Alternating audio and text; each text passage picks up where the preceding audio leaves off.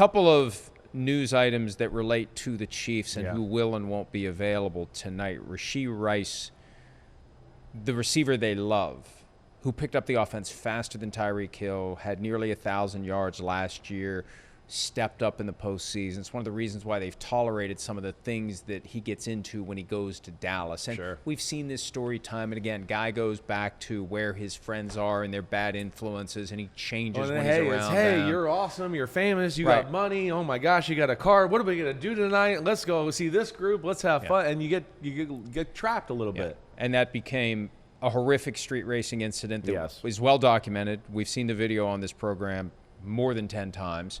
I still can't believe no one was killed, and he's facing 8 felony charges. And when the NFL started with the commissioner exempt list, the fancy name for paid leave, back in 2014, it was the Ray Rice, Greg Hardy, Adrian Peterson stuff that all happened. The NFL decided, screw innocent until proven guilty. There are going to be situations where a guy is facing charges, even if he has never been tried, even if he has never been convicted, we are going to tell him, you stay home, we'll pay you. It's not punishment in the NFL's opinion, which I think is ludicrous because it is punishment. Some guys get cut when they get put on paid leave because the team doesn't want to pay him to not play. Of course.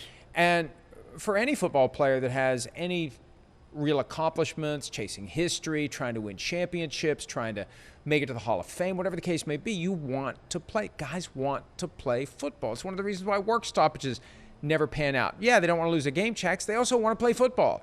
So the NFL has used paid leave from time to time. And with Rashee Rice, I just assumed there's no way he's going to be here week 1. Yeah, I hear you. He's either going to plead guilty and be suspended without pay under the personal conduct policy, or they're going to put him on paid leave. He's got 8 felony charges arising from this incident that could have gotten somebody killed. How is he not on paid leave? The difference is the way it's played out, domestic violence cases, that's where the NFL is quicker to use paid leave. For a situation like this, even with injuries, no one was killed, but there were injuries. Yeah, and the video. And the video that's is... where I thought maybe that would be the final nail in the coffin there. And Shereen Williams and I talked about this last week. Do you penalize the outcome or do you penalize the behavior? I think you penalize the behavior because you want to discourage the behavior, because once you engage in the behavior, it's literally Russian roulette at that point. You don't want that kind of reckless conduct because sometimes it gets somebody killed, like Henry Ruggs 3 years ago. Sometimes it doesn't. Let's deter that behavior. That's not the NFL's position, at least not so far. They're not going to use paid leave barring a material change in the case. And I think the way this is going to play out, Rice's people are going to try to kick the can through the season. Yeah, seems that way. Plead guilty after the season. And then have the eventual suspension without pay kick in a year from now when we may be sitting right here having the same conversation about the Kansas City Chiefs. Very real. And can we get in the big lobby? Yeah, the concern is, if the Chiefs win it again, I will move heaven and earth to get us to the big lobby for next year. All right. Get ready. All right. The concern is if he'd plead guilty during the season, then that would be the kind of material change that would put him on paid leave. Gotcha. So get it through the season. I'm trying to find out when there's a trial date. I heard something yesterday about December, but we know how these trial dates are. There's a trial date, and then all of a sudden there's another one 5 months later. And then there's another one. I think they're going to successfully push this through the season, plead guilty out, because I don't know what your defense is. There's factual guilt and legal guilt. The factual guilt we've seen. We just watched it again. There's no getting away from this. He's going to have to accept responsibility. He already kind of has. Yeah, he kind of has. The question is, what charges do you plead guilty to? Which ones do they drop? What's the recommended sentence, et cetera, et cetera?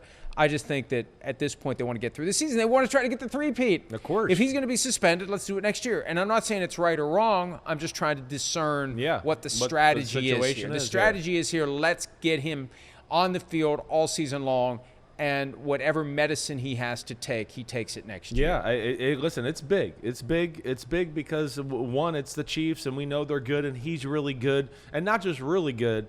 Like, I think this is the year you see the passing of the baton, right? If you made me make like a proclamation about the Kansas City Chiefs, I think this will be the first year we've seen in the Mahomes era, right, where the number one target on the football team will not be Tyreek or Kelsey, right? I think it will be Rashee Rice, and that's where I think it is a big deal. hey, they drafted Xavier Worthy. He's got speed. We know that. Is he ready to be a 100-catch? We can depend on him every game, all game for 10 to 12 targets? No, I don't think he's going to be that. I think he's going to be, take the top off the defense, gadget guy, go deep, do all that type of stuff. Hollywood Brown, we know he's hurt. That stinks he doesn't get to play tonight, but he's a similar guy that way too.